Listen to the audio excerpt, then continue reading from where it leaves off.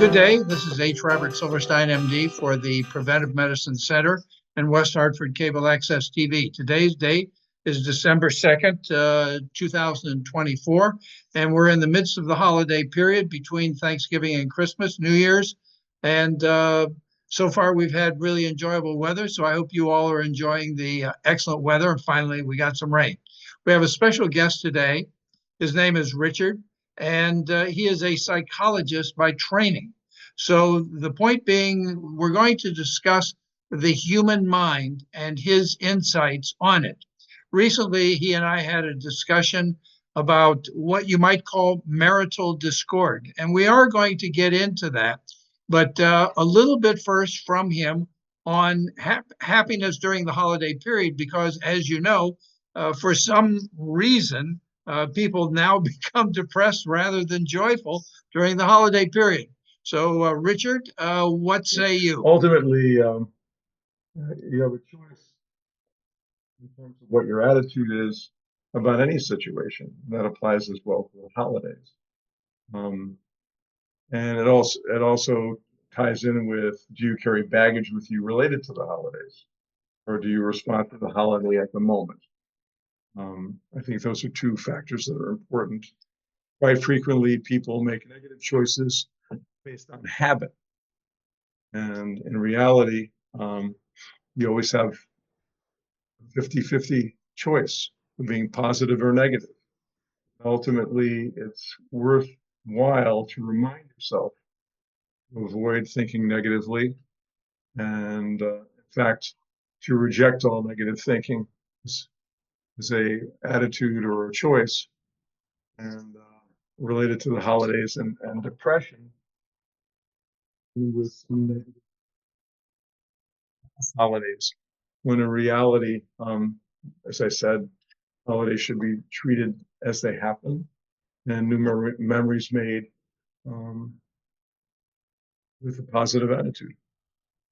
That is actually more profound than it seems. It just sort of rolled out of his mouth, and the profundity of it, it likely went over many people's heads. Now, I know Richard, so I know to take him very seriously.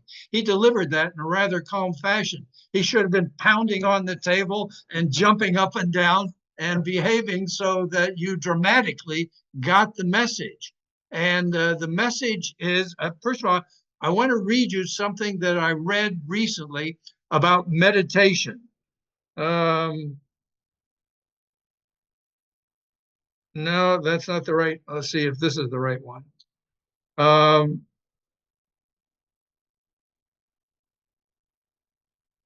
read an article. Here it is. I read an article on meditation that got me to thinking. That statement is both funny and truthful, but was not intended as a joke. Meditation has many purposes, but in our current culture, it can be the technique to get the nonsense out of our head. Now, that goes back to what Richard was saying. You have a choice. And what we need to do is to get the negative stuff out of our head. It can be the technique to get the nonsense out of our head and get back to the basic principles of proper whatever. And what is the proper whatever? The proper whatever is, thank God, it could be that it is what it is. It could have been so much worse. And I have patients who come to me with all kinds of personal problems and difficult circumstances. And that's one of the things that I have to remind them, that they don't have a cancer that is spread to their brain. They haven't had an amputation of their entire left leg. They haven't been told that their wife has pancreatic cancer, and so on. So what is all of that about? It's about a key word, perspective. And another portion of that is patience. You have to be patient with yourself as you go through whatever, and not allow yourself the luxury, the literal luxury of responding immediately. Okay, Richard, kick my butt and tell me where I was wrong. I don't think you were wrong at all. Ultimately, negative thinking is a habit that's developed over time. Once again, I have to underline. I've got to get him to jump up and down more. He says the most profound things, and they sound like, well, that was the last sentence. Here's the next one. No, he is absolutely right on. And of course, when we talk about develop over time, that means where you came from and how that affects you where you are. And that goes back to the meditation of realizing where you are in time and place and the perspective that things could either be the same, better, or worse. Go ahead, Richard. Yeah. So quite frequently, especially, this is especially true with children. If there's an adult in your life that has a problem with excessive worry, then children have a tendency to take that on as their own based on the fact that the person who's in charge of their safety is worried about something that might happen to you. So ultimately, if they're worried, then I'm only a kid. There must be something I should worry about, which can be the beginning of an anxiety disorder. I treat a lot of patients who have anxiety disorders, and quite frequently identify the root cause that started them on the path to habitual negative thinking. Get that? Get that? Habitual negative thinking. That is what has plagued our country without going into politics, either right, left, or in the middle. We need to get away from this negativity. It sounds right wing when you say this is the greatest nation on earth, but that is a simple fact, even if it's not the fact, even if it's not the greatest nation on earth, this is where we are. And we need to make the best possible circumstance of that.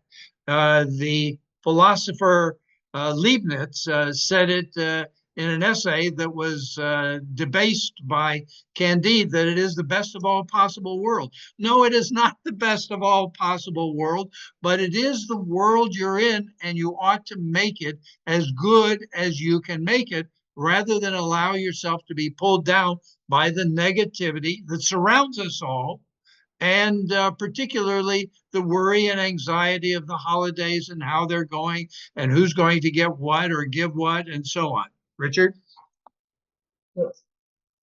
Essentially, in dealing with habitual negative thinking, it's important to realize the impact that it has on all aspects of your life, in terms of how it impacts your health, mental and physical, and recognizing the fact that habitual negative thinking, it's easy to motivate people to try to break that habit by talking about how it has an impact on their life based on their physical health. What it requires is, or what I do with my patients, is I have them work out speaking of adamant, bang, an adamant script that they're unwavering with, that they don't think negatively anymore. That's a thing of the past, and I don't think that way. I'm not going to think that way anymore. The critical additional piece to that is they really need to work out a way to focus on thinking more positively and seeing things more positively. It's not enough to eliminate the negative thinking. You have to basically program yourself to believe things are going to be okay. I'm going to be all right. Been all right up until now. We'll be all right in the future, and things will be fine.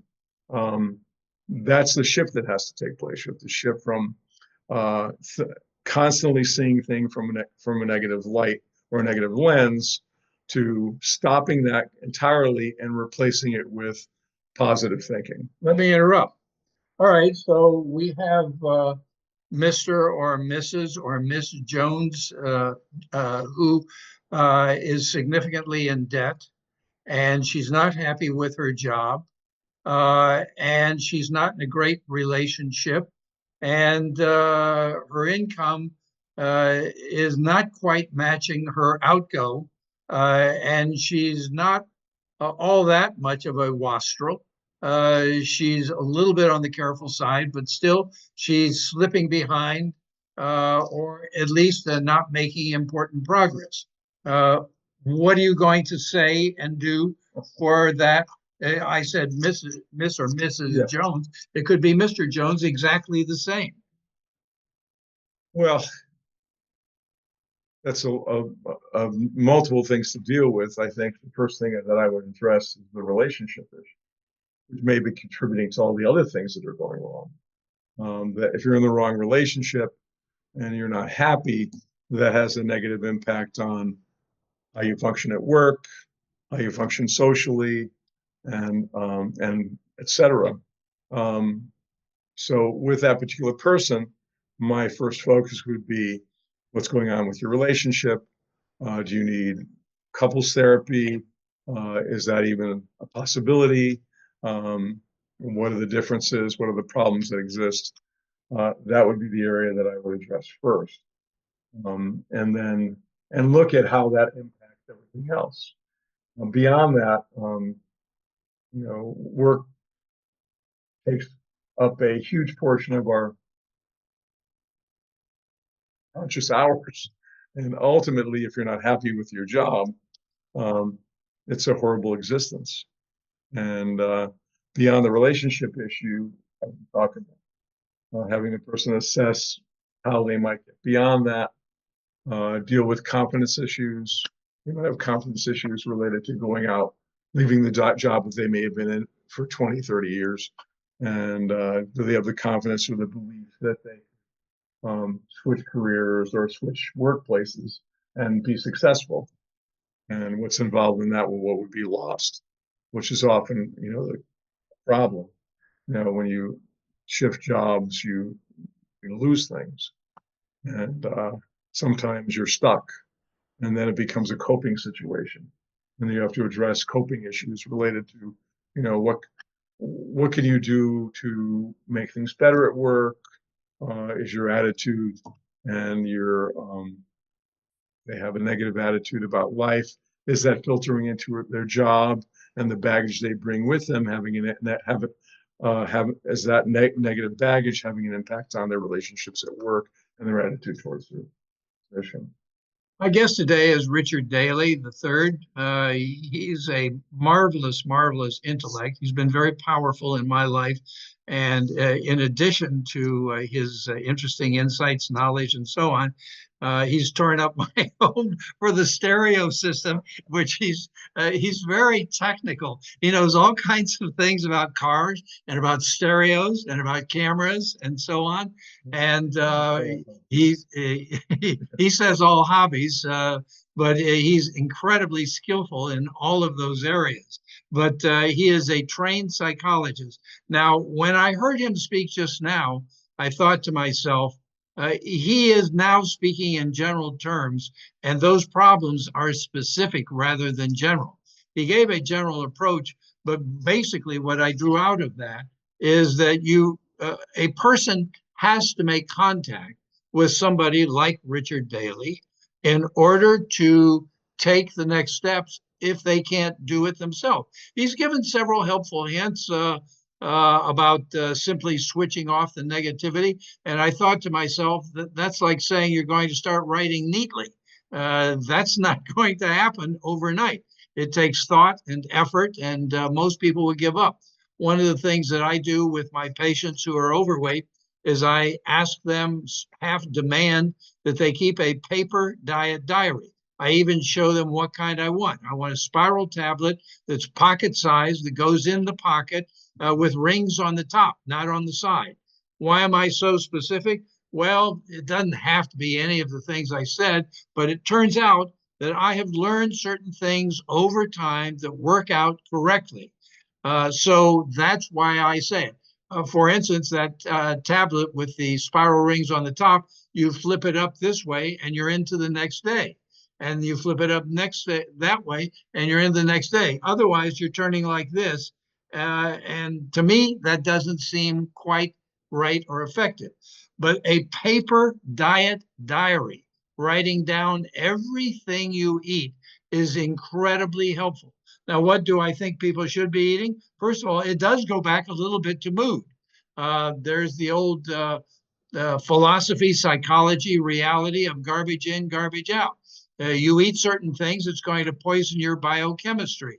And you may say, come on, a hamburger's not going to poison it. Well, it might raise your cholesterol or blood pressure because it comes with the salt and so on and so on. But I'm not really talking about that. I'm talking about ultimately much more what feeds the brain, what chemicals go to the brain. And I'm not talking about these new PFAS, the microplastics that are everywhere, and those undoubtedly have an effect. I'm talking about whether the diet should, so to speak, be brown rice, vegetables, beans, fruit, nuts, and seeds. And you may say, no, wait a minute, get back on the topic. We're talking psychology today. That is a portion of it. Ultimately, it gets down to a kind of discipline of whether you are doing right things or wrong things. And as I said, the proverbial garbage in, garbage out. So everything you do counts. I once wrote an essay called The Alert Judge. It was actually an ad in the Hartford Courant somewhere in the 1980s or 90s. And basically it said, you have in you a biology that sees everything you do. And going back to today's discussion, Richard Daly realizes that when he tells you to knock off the negative and start being positive, that has biochemistry for your brain that changes your reaction pattern and how you will behave in your relationships with yourself, but with your coworkers, at the job, at being able to sleep, and so on. All right, Richard, once again. There's an exercise that helps them change their way of thinking, proven by research to work. It actually increases their ability to sleep well, and it also improves their mood the next day. And it's basically this: every night before you go to bed, as soon as your head hits the pillow, think of 3 things from your day that were positive. And after you identify 3 things that were positive, identify why. And essentially what this exercise does is before you go to sleep, as you know, if you're thinking about negative things or worried about something, it interferes with your sleep. Thinking about positive things before you go to sleep has the opposite effects. It helps you sleep better. It helps you wake up the next day in a better mood. Give me a typical example. It could be a phone call from a good friend. It could be a meal that you had. It could be a sunset.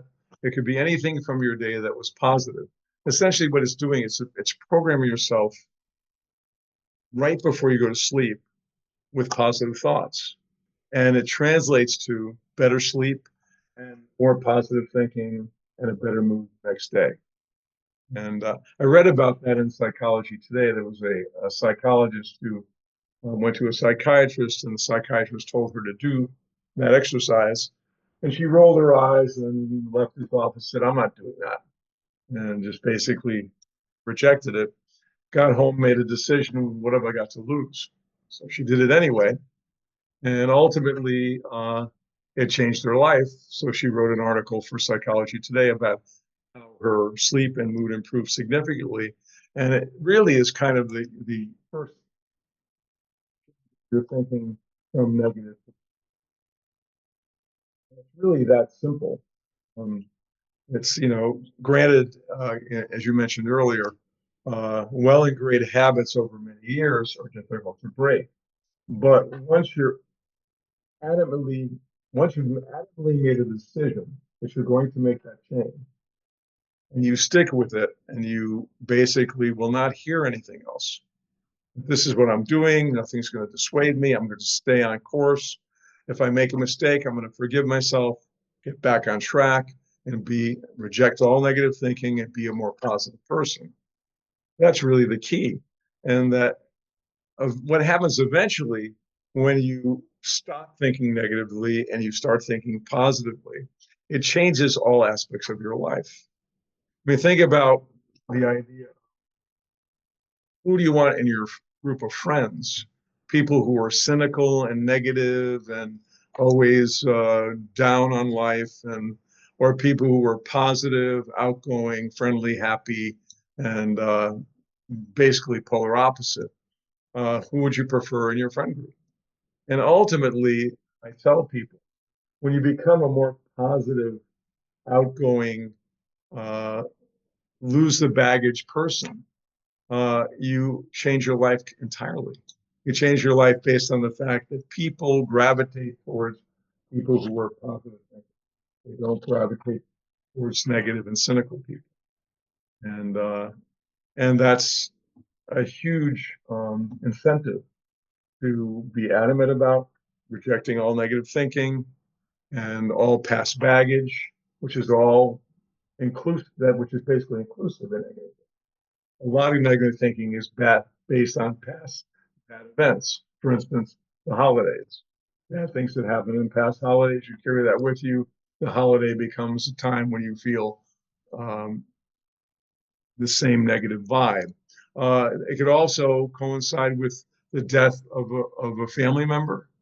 You often hear people say, oh, it's going to be a bad week for me. This is the week my mother died. Well, I don't think their mother would want them to feel that way. I think they would want them to feel the opposite. And ultimately, that's something you have to tell yourself.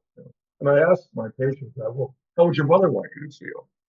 And it's the opposite. So why not choose that? Why not choose to be happy? Why not choose to honor the memory and have positive thoughts about them rather than focus on the negativity of their death? And I've made a habit of doing that most of my life. I don't focus on death. I don't focus on negative memories. I focus on celebrating a little better life, not when they left us. That's sort of a great education of exactly how to approach things. I often use a metaphor of people who are like Jimmy Connors or an ice skater. It seems so smooth the way they say it, the way they do things.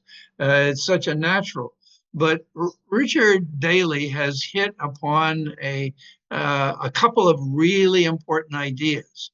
As he said in the very beginning, you have a choice. There's a movie that I'm trying to remember, and it's the story.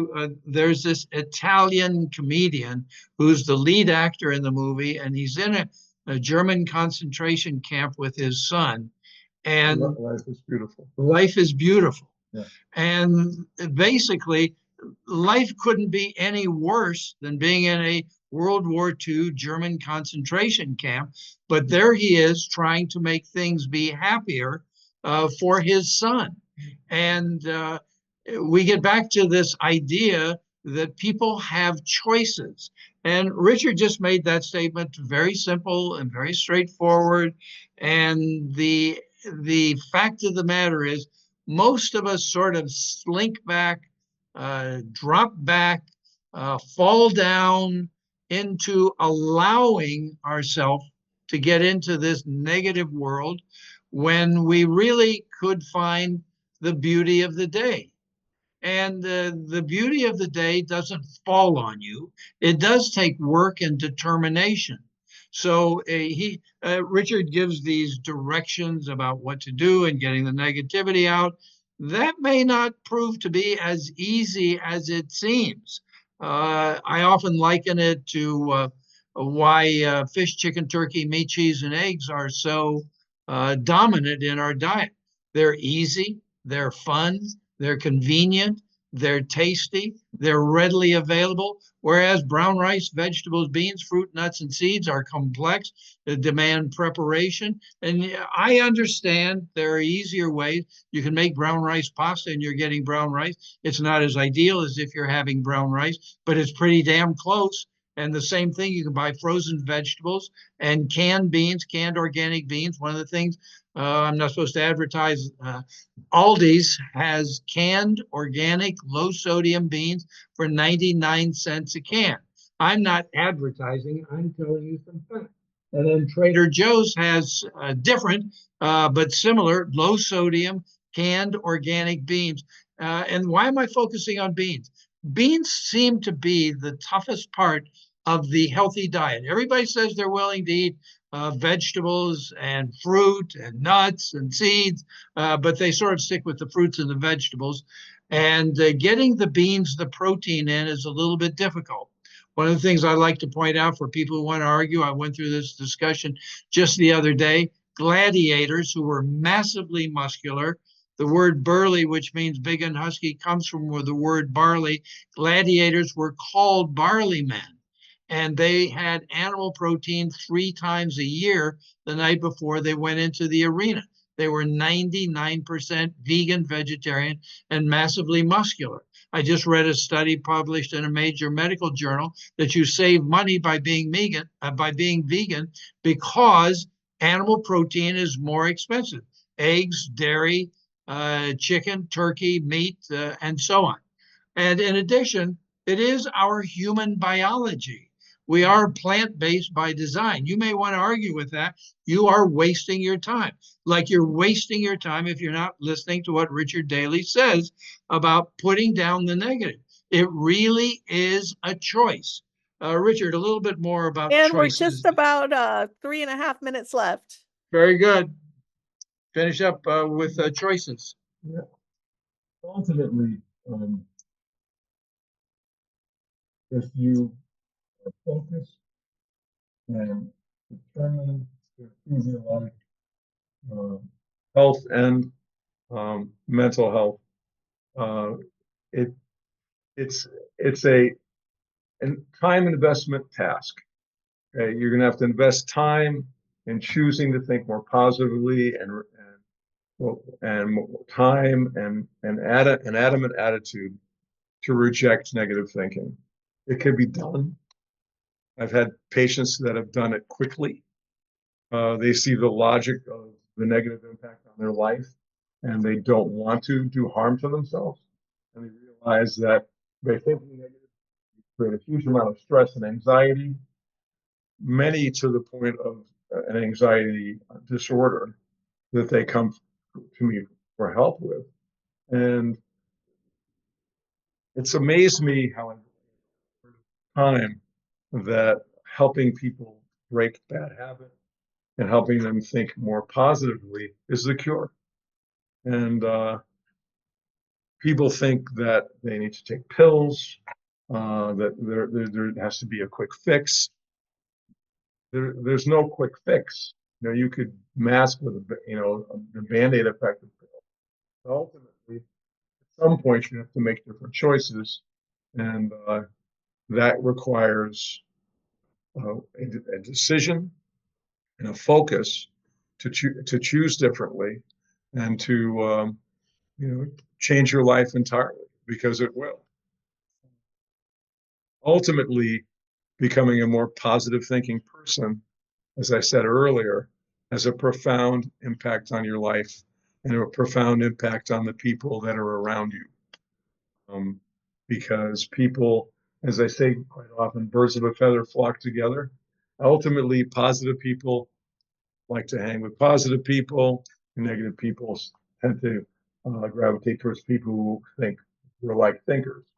And ultimately, if you want to have more happy, outgoing, healthy thinking people in your life, you have to adopt the same attitude towards life and make the changes necessary to get there.